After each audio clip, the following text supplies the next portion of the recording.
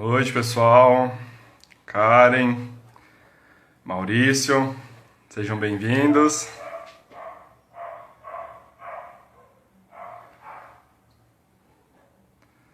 Vamos aguardar o pessoal ir entrando.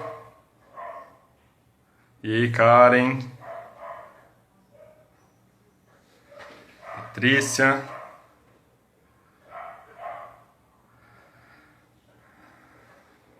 Boa noite, Maurício. Bom, pessoal, dando continuidade aí, né, ao que a gente vem fazendo, né, esse movimento de trazer profissionais das mais diversas áreas para contar as suas experiências, né, a sua vivência. Antes, vocês estão ouvindo bem? Tá dando para ouvir bem? Tá tudo certo? Isabel, Dri, Cecília, tá ouvindo bem? Então, né, dando seguimento, a gente vem trazendo profissionais das mais diversas áreas para contar um pouco a sua experiência voltada à área da alimentação.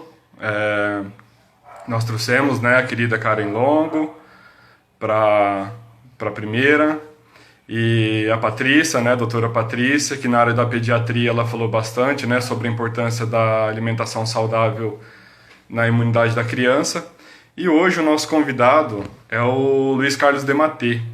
Dematê eu já conheço há um bom tempo, é uma pessoa fantástica, tem uma experiência incrível, né? Ele está à frente aí da área da agricultura, na Corin, também na Câmara Temática. E, né, deixa eu só ver se ele já entrou para convidá-lo. E ele vai contribuir demais hoje para o nosso bate-papo, tá? Com a sua experiência.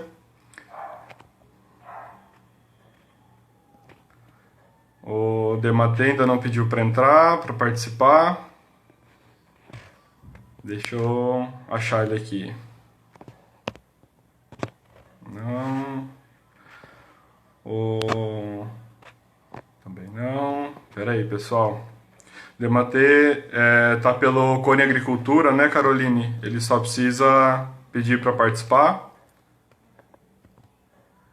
E, né, pessoal, hoje então o nosso assunto vai ser mais voltado para a área da agricultura. Opa, agora sim.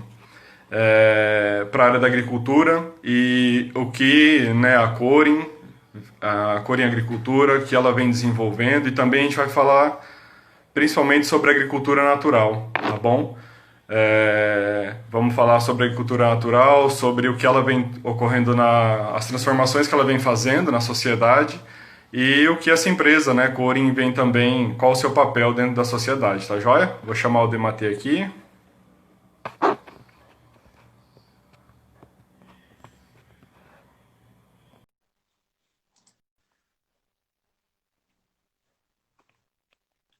Vou esperar o Dematê. Opa!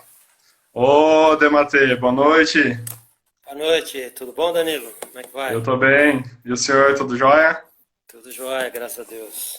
Poxa vida, muito obrigado aí por aceitar o convite. Para mim é uma honra, né, tê-lo no dia de hoje, e principalmente poder compartilhar aí as experiências do senhor com o pessoal, né? Eu venho, como eu estava dizendo há pouco, eu venho trazendo, né, profissionais das mais diversas áreas, né? Nós trouxemos a Karen Longo, que é nutricionista funcional, né? Então ela falou bastante sobre essa questão da alimentação, nutrindo além das células, né? Também trouxe uma cliente amiga, né, que é pediatra, a doutora Patrícia, então ela falou bastante sobre a imunidade, sobre a importância da alimentação saudável na imunidade das crianças.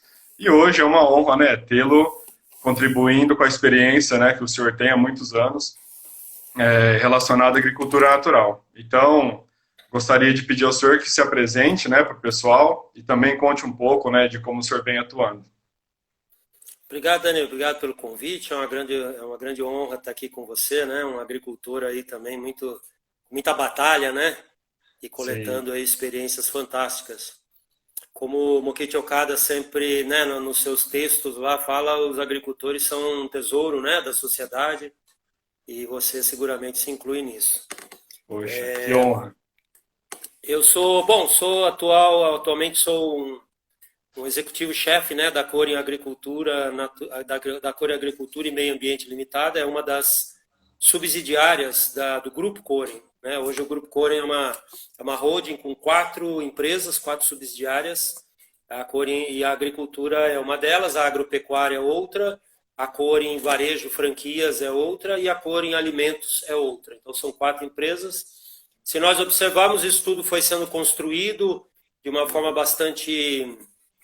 pela própria experiência, pelos resultados de campo, né? Então, nós trazemos uma bagagem assim, muito interessante do campo mesmo, da vida prática, da aplicação, né, dos conceitos, princípios e conceitos da agricultura natural no ambiente produtivo, em todos os desafios, né, que a gente vem enfrentando aí ao longo desse tempo todo. E agora chegando no momento onde que, não exatamente agora, há já alguns anos que a gente vem, né, também sendo, eu diria, melhor valorizado, né, pela própria sociedade, pelas pessoas em geral, que vem buscando, né, esses alimentos naturais, de base orgânicos, de base ecológica, enfim, que seguem princípios, né, que se diferenciam desse ambiente convencional. Então, eu sou um executivo da Corin Agricultura e Meio Ambiente. Sou também o atual presidente da Câmara Temática de Agricultura Orgânica. É um órgão que é um órgão de assessoramento ao ministro da Agricultura para os temas relacionados à agricultura orgânica. Já estou aí formado há mais de 30 anos. Na verdade, tenho minha formação em veterinário. E aí fiz mestrado, fiz pós-especialização, fiz o doutorado, fui bolsista do CNPq, sou um bolsista da CAPES, porque atualmente estou fazendo um pós-doutorado numa área de sustentabilidade, gestão de operações de sustentabilidade na FGV, na Escola de Administração e Economia da FGV em São Paulo.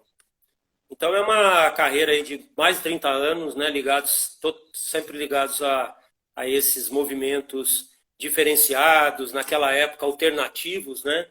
Mas hoje já estão melhores nomeados do que anteriormente. Verdade, né? Vocês não são, na época acredito que eram os bichos grilos da coisa, né? Mas hoje realmente já existe, né, um reconhecimento. Eu estou muito pouco tempo, né, escutando com o senhor, de quando a gente se encontra e conversa, eu sou realmente uma criança aprendendo ainda.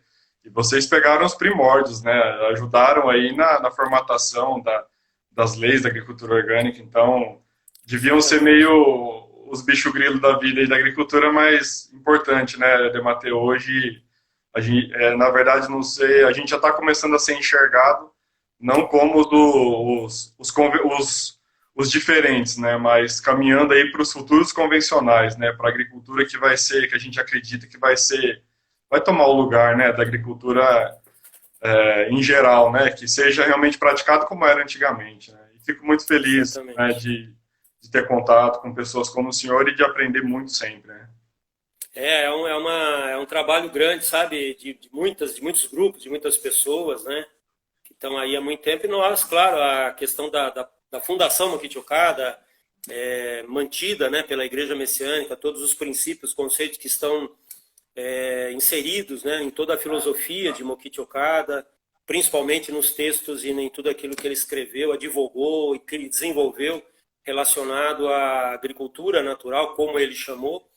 E nós, como você bem falou, estamos assim contribuindo, né, toda essa instituição e todas as pessoas contribuindo com essa construção de uma forma, né, de modelos diferenciados de agricultura, de uma maneira diferente de se pensar na agricultura. E isso tudo, de forma mais concreta, começou lá em 1970, nas primeiras crises do petróleo, né?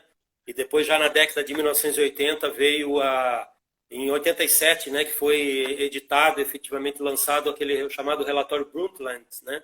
E esse relatório foi aquele relatório do desenvolvimento sustentável. Então, isso aconteceu já no âmbito da ONU.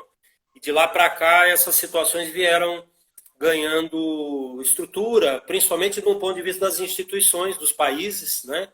A ponto de que o Brasil teve um papel muito importante nisso, porque já em 92, na Rio 92, né, foram adotados estruturas e princípios e conceitos muito importantes relacionados à ideia do desenvolvimento sustentável, e a agricultura, obviamente, estava dentro disso.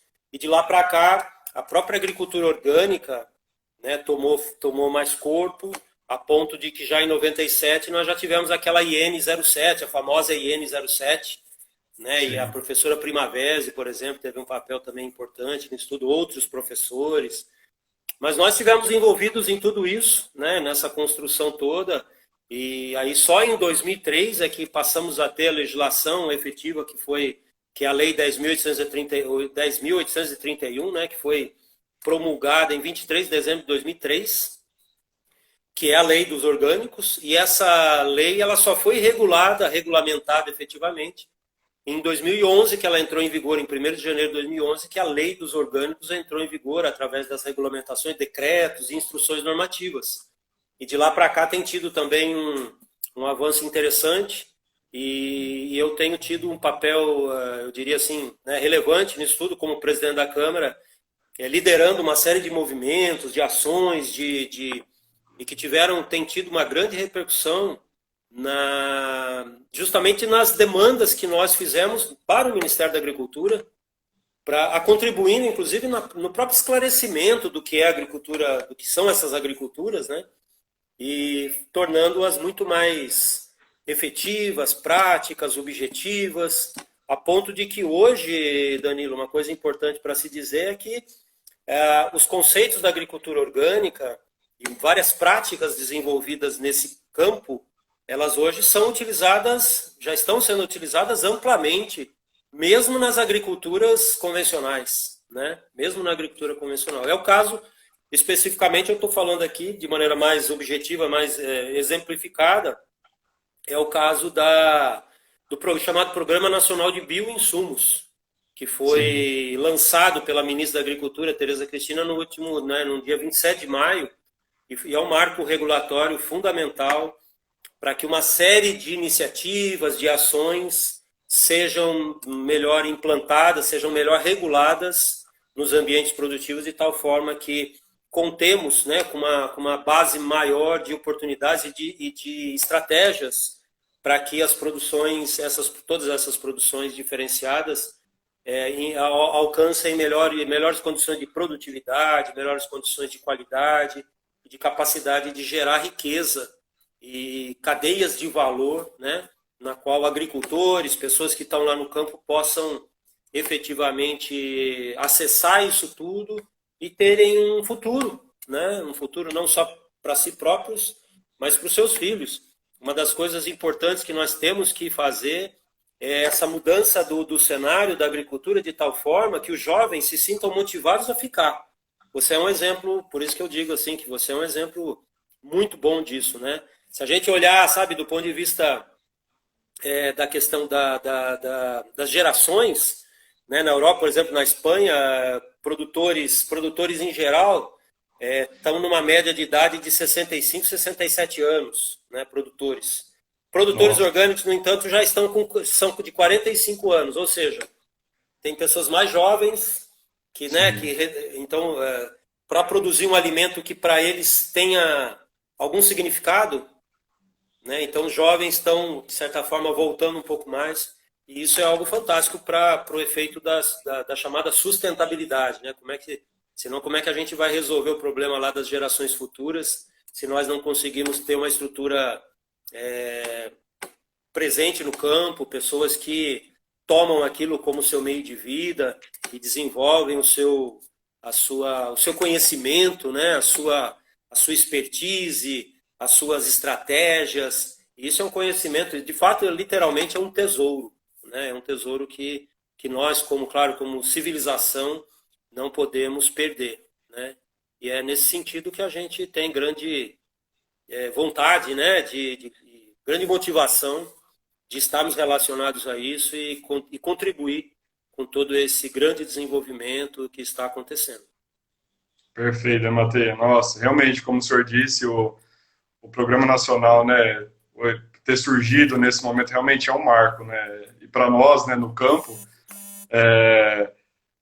dá uma esperança muito maior, sabe, de que realmente agora não vai, nós vamos ter assim mais campos, vamos ter mais apoio, que realmente é o que mais falta para o agricultor, até mesmo fazer o processo de transição, né, a sair daquela crença de dependente de agrotóxico, né, de não ter nem a tecnologia, nem insumo, ele não saber o que fazer. Então o programa vai vir realmente para fazer uma grande revolução, não tenho dúvida. Aproveitando, né, o senhor mencionou agora há pouco sobre a agricultura natural, explica um pouco para o pessoal, né, quais são os conceitos, os princípios da agricultura natural que a Corin, né, também pratica e desenvolve, leva com tanto afinco aí para todo o Brasil e para o mundo, né?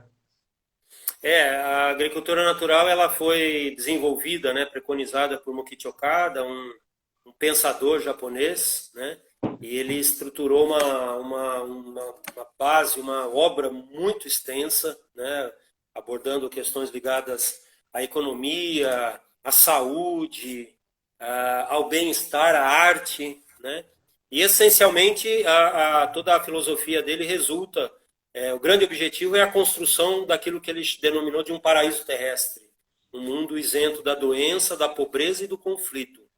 E uma das estruturas, uns pilares de sustentação dessa nova civilização, que Mokichi Okada chamou, é justamente a agricultura. Então ele disse que para o homem adquirir a sua verdadeira saúde, a sua saúde original, né, oferecida pelo Criador, ele precisa de alimentos naturais, alimentos produzidos num solo limpo, num solo vigoroso, num solo ativo. E ele disse que o uso, principalmente dos fertilizantes, ou essa visão, né, de que o solo é praticamente apenas e tão somente uma base de sustentação para as plantas e que ele precisa ser toda hora renutrido, né? Nós precisamos oferecer nutrientes para que as plantas se desenvolvam. Ele diz que é uma visão incorreta, que traz consequências bastante nocivas ao solo, que faz com que ele perca a sua capacidade natural, as suas funções naturais são alteradas, né, por esse mecanismo. Então ele compara, inclusive, ele diz que o solo passa a se comportar como um toxicômano, né, como uma pessoa que depende de tóxicos e que se sente motivada ou que se sente ativa apenas com esse consumo, né, dessas substâncias químicas, desse uso dessas substâncias químicas. Então ele diz que o solo adquire as mesmas condições. Então é muito interessante, sabe, Danilo e todos aí que estão nos assistindo, quando o Mokichi Okada, de fato, ele se refere ao solo como um ser vivo. E até então, isso pode parecer um pouco, talvez, não digo utópico, mas assim um pouco filosófico demais, ou um pouco objetivo, né? Mas na realidade, mais recentemente, principalmente com o que aconteceu na indústria, por exemplo, no estudo dos comportamentos dos animais, é que se cunhou o termo senciência, né? Senciência é a conotação, ela é um termo relativamente recente, aplicado ao entendimento de que os animais são dotados de compreensão. É por isso que muito da questão do bem-estar animal passou a vigorar, passou a ficar um pouco mais claro na mente, né, inicialmente dos pesquisadores, dos técnicos e tal, porque começou a se entender que os animais são seres sencientes, ou seja, eles têm percepção, eles têm compreensão do que acontece ao seu redor. Eles são capazes de sentir e expressar sentimentos. Então, medo, angústia, ou a amizade, o companheirismo, a capacidade de se reconhecer e de estabelecer sociedades, os animais possuem isso. E quando nós analisamos, né, a filosofia de Mokichi Okada, ela fala justamente isso, né, que todos os seres são dotados de espírito e sentimento. Então, voltando um pouquinho na questão do solo, eu derivei um pouco aí para a questão dos animais, apenas para que o pessoal entenda um pouco mais sobre esse conceito de senciência, né, senciência, essa percepção, essa capacidade de sentir, de expressar e de compreender o que acontece ao seu redor. Quando nós observamos e lemos a filosofia, né, e os textos de Mokichi Okada, nós vamos observar que ele fala do solo como um ser senciente. Então, então aquela pessoa, você, por exemplo, a hora que você pisa lá no seu terreno, né, no seu solo, que você você está ali expressando os seus anseios, os seus desejos, as suas vontades, o seu sentimento, né? Você pega ali nos seus instrumentos, sejam eles mais manuais, sejam eles mais mecânicos ou até mais eletrônicos, mas a todo esse momento você, como agricultor, está expressando isso. E o solo é um ser capaz de perceber isso, né? Então, acho que o que é mais interessante em toda essa condição da agricultura natural, conforme Mokichi Okada desenvolveu, essa capacidade de, não a capacidade, mas assim, esse primeiro entendimento de que nós devemos tratar o solo como um ser vivo, como um ser que entende o que nós queremos e que responde a esses anseios, a esses sentimentos. Quando a gente começa a desenvolver esse tipo de abordagem, a nossa maneira de pensar sobre tudo o que está acontecendo ali começa a se modificar gradativamente, não é? Então, de fato, essa pessoa começa a pensar assim, puxa, mas eu vou pegar aqui um inseticida, um carbamato, um fosforado, um clorado, um que seja, né?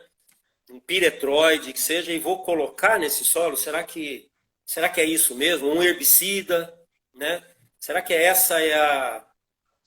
esse é o mecanismo, de fato, que vai fazer com que o solo me responda de uma forma adequada, de uma forma da maneira que eu gostaria, né? Então é isso, quer dizer, então o que a gente faz também recebemos, né?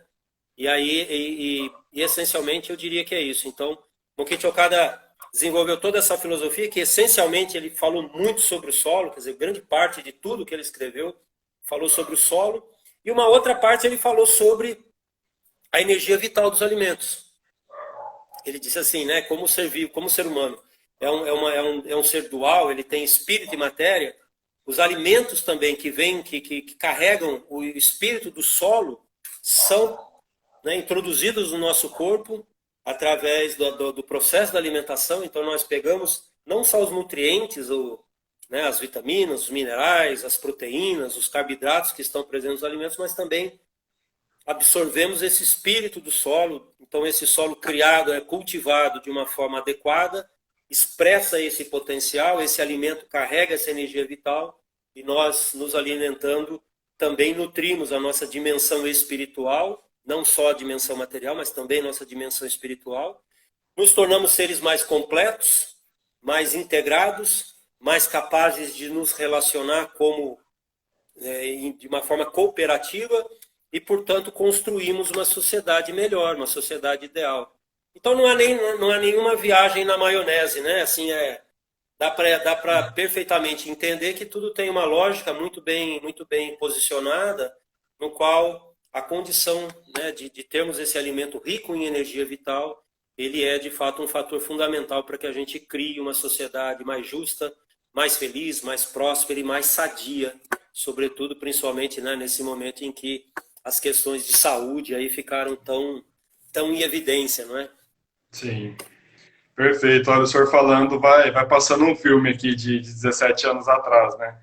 Quando a gente iniciou, era um solo em pousio, né? Há muito tempo sem utilização, então tudo ia às mil maravilhas. Mas como a cultura era tão forte, né? Vinha do meu pai, né? Dos meus tios, né? Vem dos nossos ancestrais, lá todo mundo, que tinha que usar o agrotóxico, o adubo químico. Então, mesmo que não precisava, a gente usava.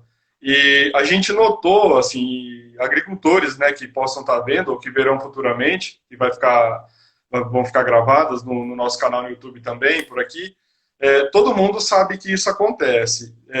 Chega um ponto em que realmente, isso que o senhor disse, a gente viveu isso, se torna viciado. Se você não fornecer o esterco, se você não fornecer a adubação e não utilizar agrotóxico, não produz mesmo, é igual realmente um dependente químico, né? Yeah. E nós vivemos então, a gente pegou um solo puro, sujou ele, viciou ele, e depois teve que fazer o processo de reverter, né? Que aí foi quando a gente chegou ao cume lá, da utilização na área de brócolis, e aí teve que retornar de novo. Então nós vivemos toda essa fase, né, ao longo desses anos, e tudo isso que o senhor disse é uma grande verdade. Eu vejo, Dematei, que o senhor se referindo, né, a essa questão dessa energia, dessa vida que existe no solo, nós vivemos muitas experiências também ligado a isso. Quando a gente encontrava alguma dificuldade, parece que aquela cultura não ia, por mais que a gente estava fazendo tudo certinho, por várias vezes, né? Eu já contei que também o pessoal já deve até cansar de ouvir a experiência dos tomates lá, de conversar com eles.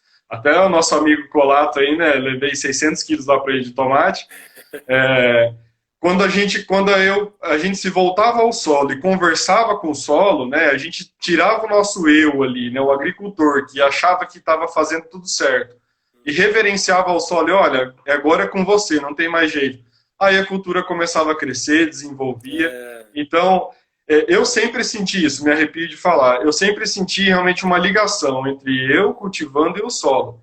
E também quando, né, a gente oferece esse alimento para quem vai consumir, então eu vejo que realmente isso que o senhor disse é uma cadeia, né? O solo com o intermediário agricultor vai, né, à mesa das pessoas. Então realmente acho que existe uma energia muito forte aí. O senhor, né, sempre comenta sobre a energia vital dos alimentos. Eu gostaria que o senhor enfatizasse um pouco mais sobre como Mokichi Okada fala sobre essa energia vital. O que é essa energia vital do alimento?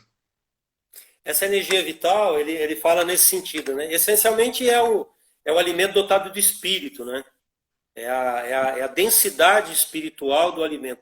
Todos os seres possuem uma dimensão material, uma dimensão espiritual, né? E essa dimensão espiritual, ela é justamente o que plasma a parte material. Então, a existência do espírito é que faz com que a matéria se agregue de acordo com o código genético que está ali expressando não só o potencial, mas expressando as formas, né? Expressando a fisiologia daquele ser, né? Então, esse espírito, na medida em que o agricultor tem essa compreensão, na medida em que existe né, essa explanação, essa exposição da energia do solo, e existe essa comunicação que você muito bem relatou aí, esse alimento fica dotado de uma densidade espiritual muito grande.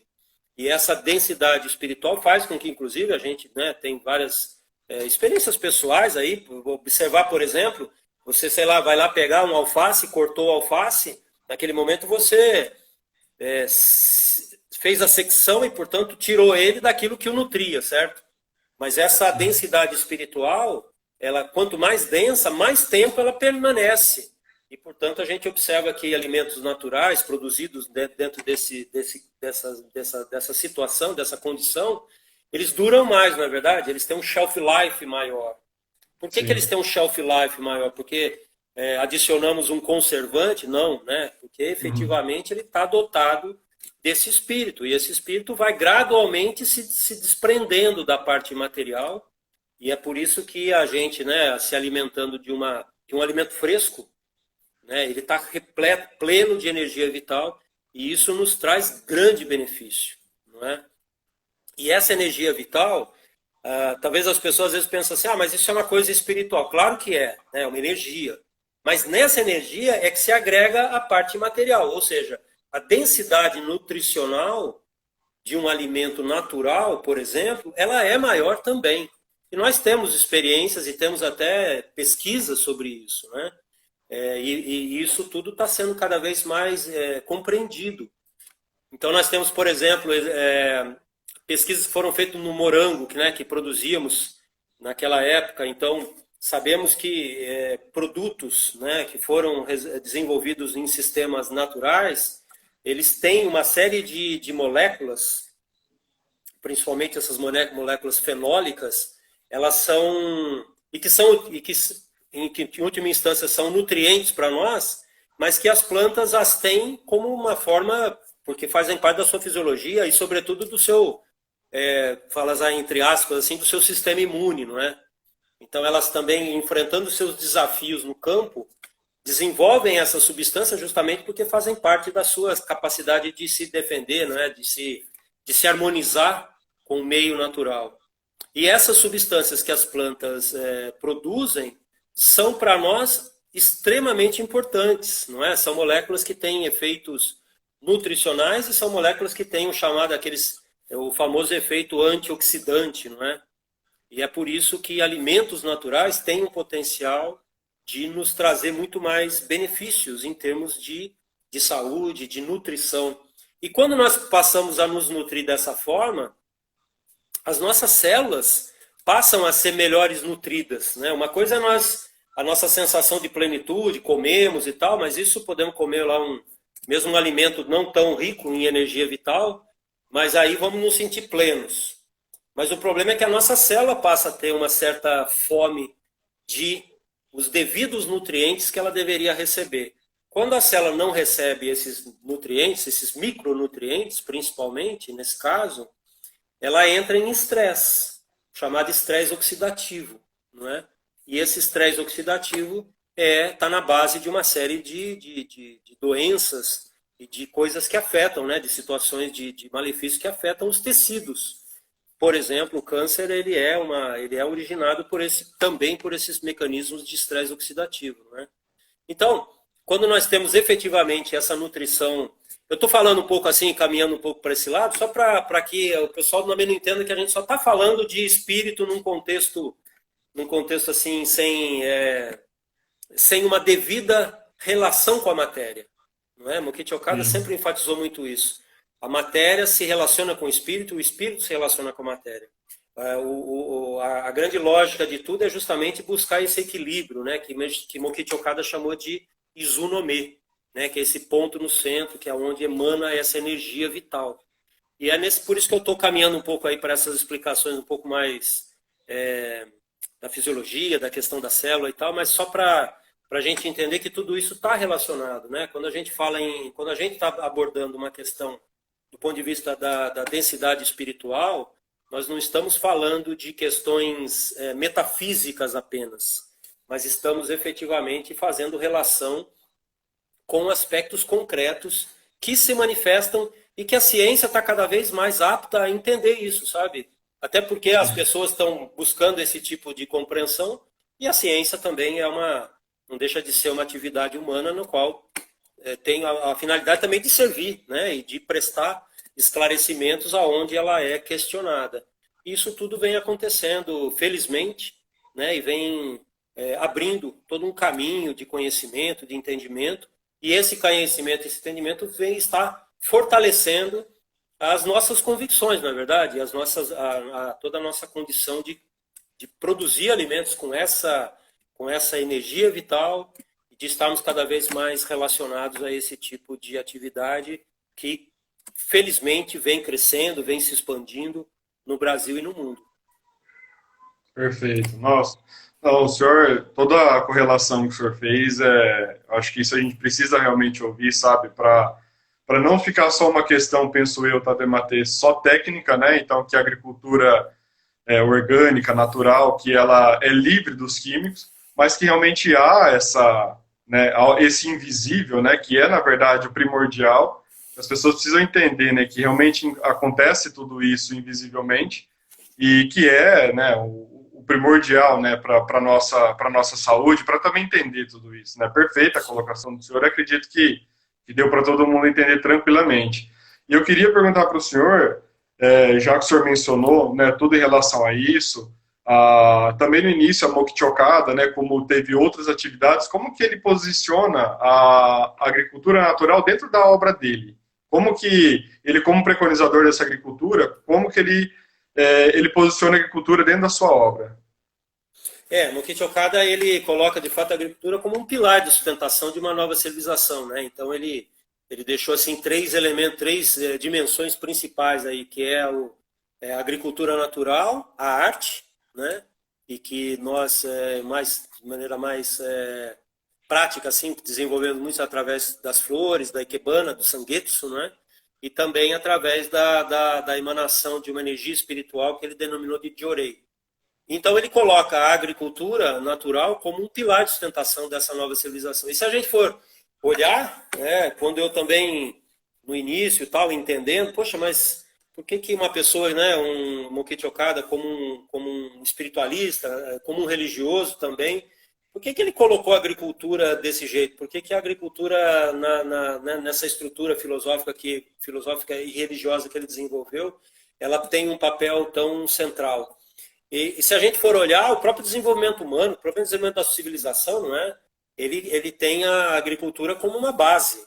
Então, no princípio, né, na condição humana, o homem, como um ser que é social, ele formava os seus bandos e era caçadores e coletores, não é? A partir de um certo momento é que veio o advento da agricultura efetivamente, não é? Então se estima aí 10 mil anos atrás, onde ele começou a se fixar. E essa fixação no local, justamente pelo efeito da agricultura, quer dizer, ele começou a entender que ele podia plantar e aguardar e esperar e colher e ter excedentes, não é? Então esse excedente passou a ser o dinheiro da época, quando ele começou a usar isso como troca.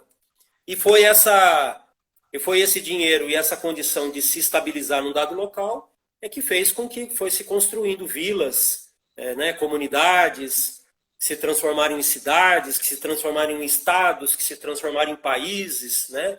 E as fronteiras dos países foram, ao longo aí de toda a história humana, foram gradativamente se escrevendo, né, se desenhando, e tudo isso é uma grande obra do Criador, não é? E é por isso que a agricultura tem um papel. Então, se nós queremos, de fato, uma sociedade ideal, uma sociedade justa, sadia, próspera, nós precisamos, essencialmente, de uma agricultura que seja correspondente a essa situação.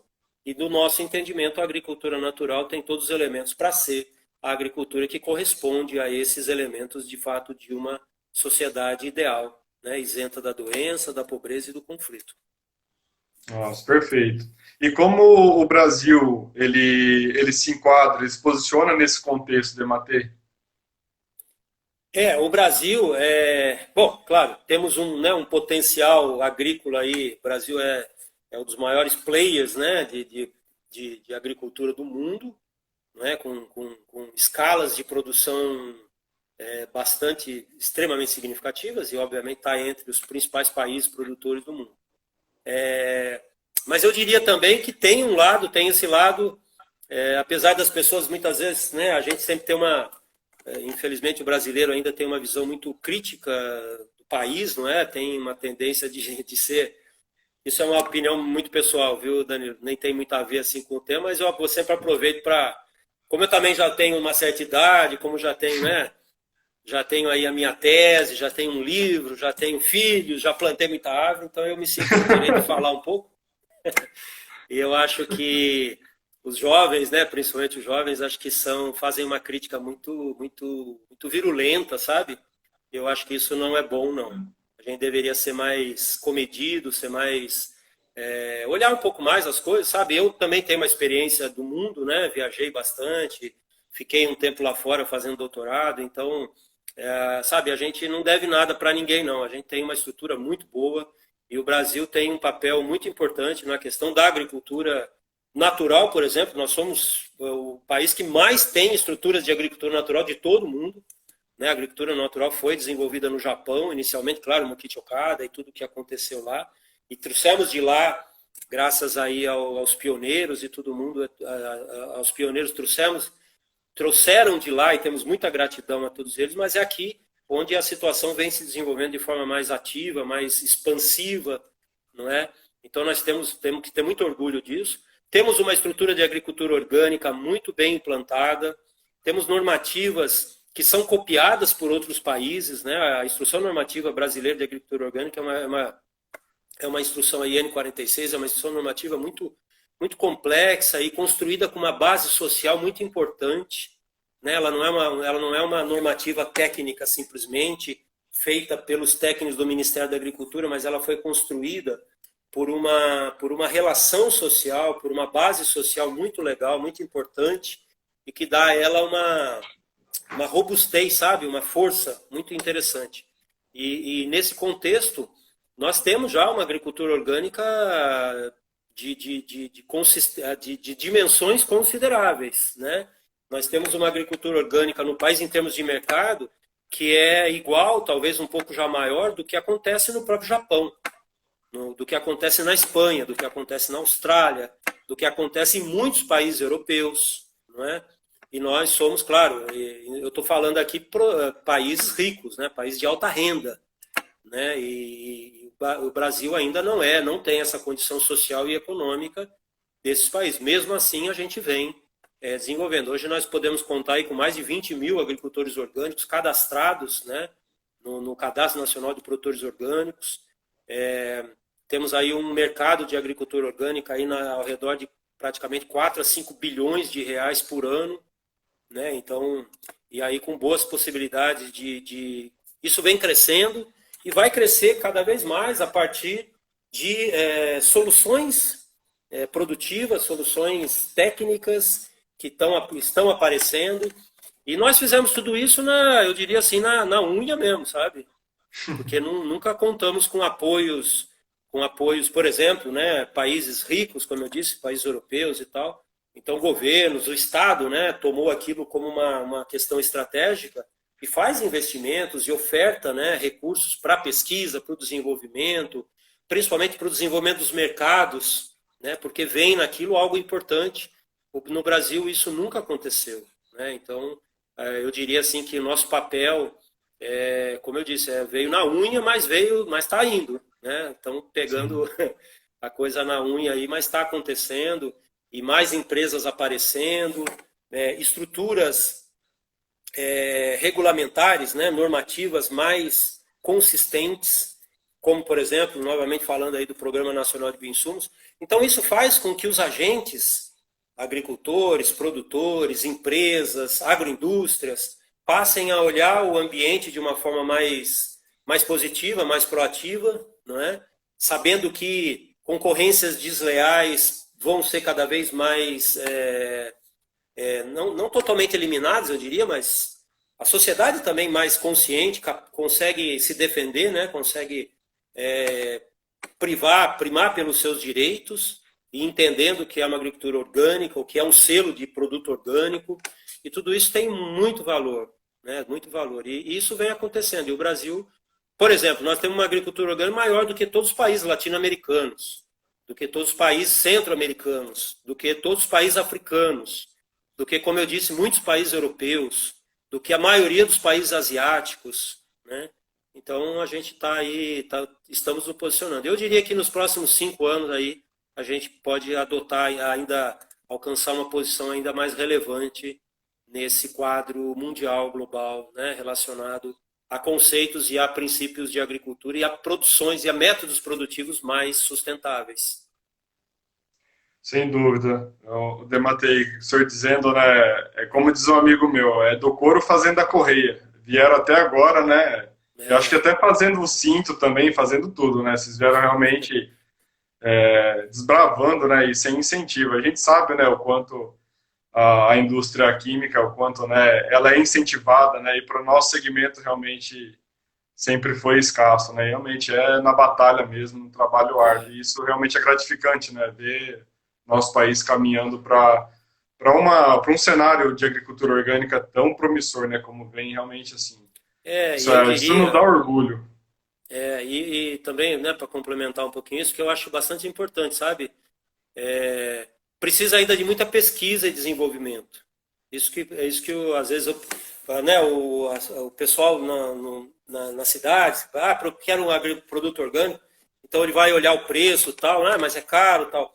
Mas cada vez mais as pessoas estão entendendo o que é caro, né? Quer dizer, a noção de custo começa a ter um pouquinho mais de sentido para as pessoas. Então, ela fala assim, bom, eu comprei um alimento, esse alface, tomate é mais barato, tal. Mas, de fato, qual é o custo que a sociedade paga por uma agricultura que promove grande nível de degradação ambiental, que promove degradação do solo, perda da fertilidade do solo, né, redução dos mananciais, escassez de água, né, e mudanças climáticas, a liberação, né, do óxido nitroso, por exemplo, que é um gás de efeito estufa 300 vezes mais potente do que a molécula de carbono, não é? E ela é essencialmente a grande fonte do óxido nitroso, é o fertilizante químico, né? E mesmo o fertilizante também, mesmo o esterco, eles são fontes de óxido nitroso. E o óxido nitroso se volatiliza, né, e ataca a camada de ozônio, ele é 300 vezes mais potente. Então, uma molécula de óxido nitroso equivale a 300 moléculas de carbono. Né? Então, imagine o efeito da agricultura convencional em todo o quadro de mudanças climáticas. Quanto custa a mudança climática? Quanto está custando para nós essa mudança, né? Esses impactos climáticos? quanto está custando, acima de tudo, Danilo, a pandemia, né? Ela é também uma consequência dos mecanismos absolutamente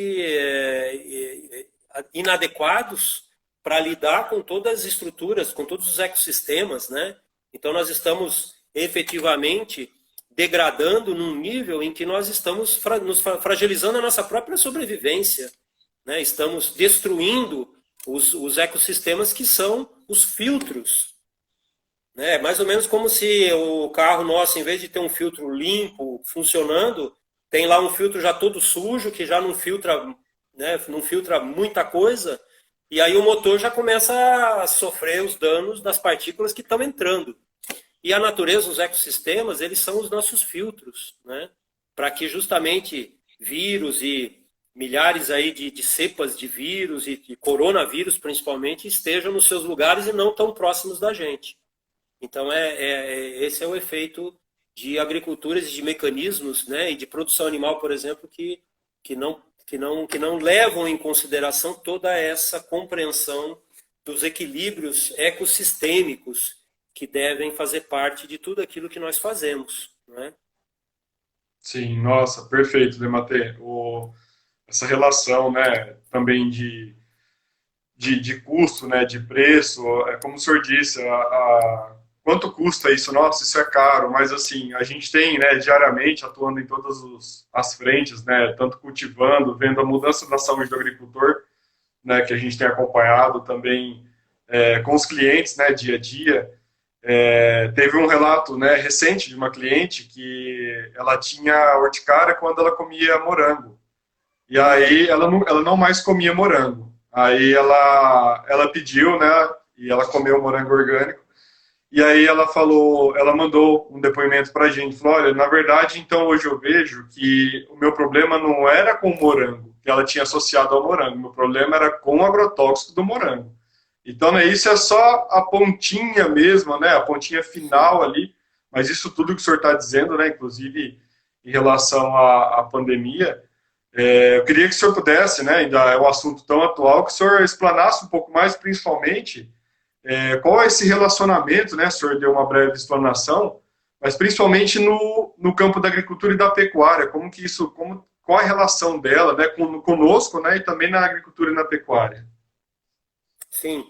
Eu vou só também aproveitar aqui que tem que como eu falei, eu dou sempre muita ênfase à questão da pesquisa e do desenvolvimento, no sentido de que nós não temos recursos mesmo, não, assim, sabe, para fazer. Então, por exemplo, a Corin é um exemplo disso, né, no contexto de que ela desenvolveu a produção de frangos livres de antibióticos, sem uso de anticoccidianos, quimioterápicos, antimicrobianos, ingredientes de origem animal.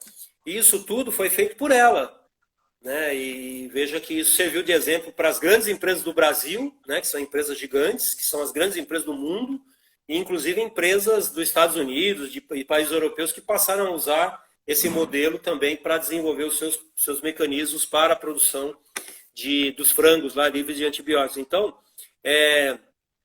isso foi feito por uma empresa, né? Quer dizer, sabe, isso custa muito dinheiro, não é pouco não. Então não é também, então isso falta muito recurso. Por isso que eu estou aproveitando aqui, uma pessoa que falou assim, né, praticar agricultura orgânica no Brasil ainda tem menos incentivo em comparação com a agricultura convencional. Sim, tem muito menos incentivo, né, muito menos incentivo. O nível de incentivo para pesquisa e desenvolvimento é quase nulo, né, é mínimo, são pouquíssimos...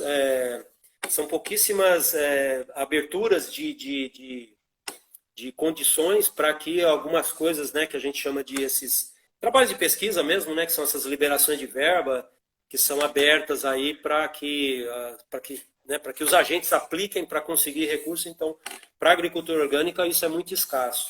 E falando um pouco mais sobre essa questão da pecuária, ou das produções animais em geral, é isso, né? Nós tivemos também, ao longo aí desse trabalho da Corin, a possibilidade de promover avanços e desenvolvimentos que foram absolutamente pioneiros. Não só no Brasil, no mundo, né? Nós fomos a primeira empresa no mundo a produzir, numa escala industrial, frangos livres de antibióticos, quimioterápicos, anticoxidianos, ingredientes de origem animal, antimicrobianos, né? Isso era algo que lá atrás, Danilo, quando a gente, quando estava mais no início, né? O pessoal olhava para a gente assim, literalmente como, né, como loucos, como absolutamente pessoas fora da caixinha mesmo, assim, doido, varrido, né? E eles provavelmente olhavam a gente e falavam assim, parecia aqueles caras assim, sabe, que vai na praça bater o bumbo e ficava falando, sectários religiosos, assim, né, coisas desse tipo.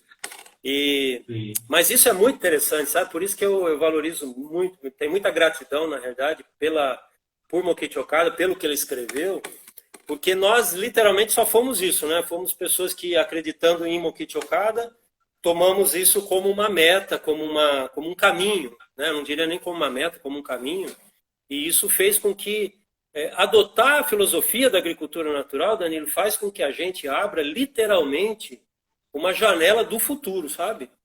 Então, querer, por exemplo, e é importante, né, olhar o futuro assim, ter capacidade de andar, né, olhando um pouco mais o futuro, obviamente você se posiciona melhor, né? Imagina você estar num campo de guerra, numa batalha, quando você tem uma visão maior do que está à sua frente ou quando você não tem, né? Então, a nossa chance de sucesso quando temos essa visão à frente, obviamente, é muito maior. E é literalmente isso que vem acontecendo, né, no caso da Cor. E nós fomos pioneiros nisso, nós fomos literalmente uma empresa, né, uma instituição que veio dando praticamente, eu diria que os caminhos para esse desenvolvimento, nos últimos 10 anos, nós da Coren, a Coren é que tem feito essa liderança, né? Então, hoje nós somos considerados pelos meios da produção, pelo pessoal, pelos técnicos, pelo pessoal do próprio Ministério da Agricultura como, de fato, uma empresa de vanguarda, de inovação, né? E isso tem acontecido. Então, essa abordagem que nós tivemos, fomos a primeira empresa a ter, por exemplo, a questão da certificação em bem-estar animal. Somos a primeira empresa no Brasil a produzir com grãos não transgênicos, né? Com certificação nesse sentido. Então, quando a gente faz uma coisa dessa, não é simplesmente, não é pensando assim, quero atingir um mercado de nicho. Não é isso, é porque nós acreditamos que isso são diferenciais importantes, é o benchmarking, né, que é chamado, é o modelo, né? Então nós somos de fato, temos essa pujança, temos essa capacidade de enxergar o futuro e temos muito mais coisa ainda para fazer e apontando para o futuro, e a gente vem passo a passo fazendo isso, né?